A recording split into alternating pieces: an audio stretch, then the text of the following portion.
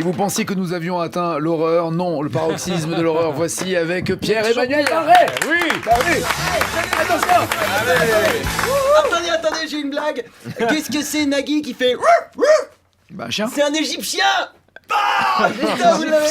Attendez, un Égyptien, qu'est-ce qu'il fait? Il écrit avec ses hiéroglyphes. Ah, c'est un festival, ça. Allez, assez rigolé. C'est l'heure de... C'est lui qui va sortir. C'est l'heure de ma revue de presse et aujourd'hui, on va parler de nos amis les réfugiés. Jingle.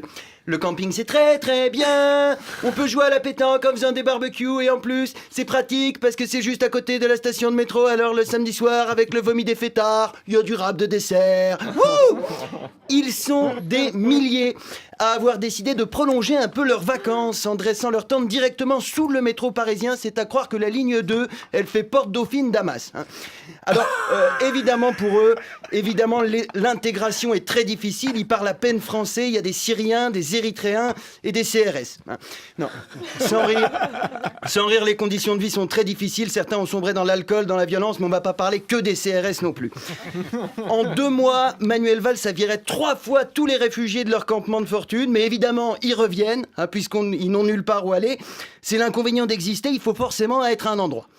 Pour l'instant, sur les 30 000 réfugiés qu'on a promis d'accueillir en 2014, on en a accueilli environ 1500. Alors, dans le même temps, on estime à 15 000 le nombre de migrants noyés en Méditerranée. Je ne sais pas si vous vous rendez compte, mais la Méditerranée a accueilli 10 fois plus de réfugiés que la France. Il y a 57% des Français qui sont contre l'accueil des migrants en région. Putain, on est moins hospitaliers que des mérous. C'est quand même incroyable. La mer Méditerranée est plus à gauche que le Parti Socialiste. Moi, je m'en fous, en 2017, je vote pour un anchois. Non, franchement, 15 000 noyés. 15 000 noyés, c'est horrible. Pour vous donner un ordre de grandeur, c'est comme si en Gironde, toute la ville de Floirac avait disparu.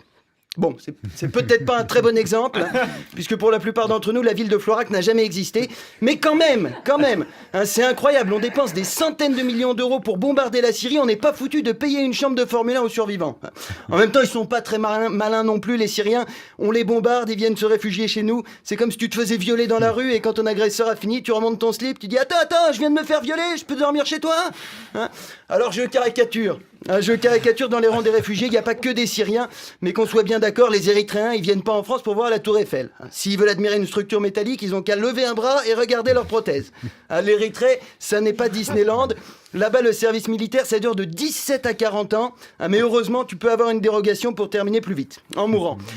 Après, force est de constater qu'un service militaire qui dure de 17 à 40 ans, ça peut avoir ses avantages. Par exemple, Emmanuel Macron, son parti, ça s'appellerait En Marche Toutes. Et avec un peu de chance, il aurait marché sur une mine au lieu de marcher sur le code du travail. Alors évidemment, dès qu'on aborde le sujet des réfugiés, t'as tous les gros cons nationalistes qui disent « Oui, mais ils veulent juste voler nos emplois. Excusez-moi, mais pour l'instant, ils veulent surtout le travail de nos clochards. » Et puis avec l'hiver qui arrive, entre les SDF et les réfugiés, Paris et Damas, ce sera la même chose. Et à Paris, le seul truc qui fera plus de bruit que les rafales, ce sera le silence du gouvernement. La politique d'émigration, c'est comme une sextape avec Daniel. On rigole sur le moment, mais quand on revoit les images, on ne peut plus se regarder dans la glace. Si en 43, les Anglais avaient laissé De Gaulle dormir dehors sous une tente quechua, l'appel du 18 juin, ça aurait été « J'ai froid, venez m'aider !» Non, je vais vous dire, on sera bien content d'être tous morts quand les archéologues du futur expliqueront ça à leurs élèves. Alors là, c'est le paléolithique, là, c'est le jurassique, et là, le fils de putique. Oh, regardez, c'est magnifique! Un fossile de CRS en train de gazer une famille de Libyens. Et ça, c'est quoi, monsieur? C'est un fossile de caca? Non, ça, c'est le socialisme.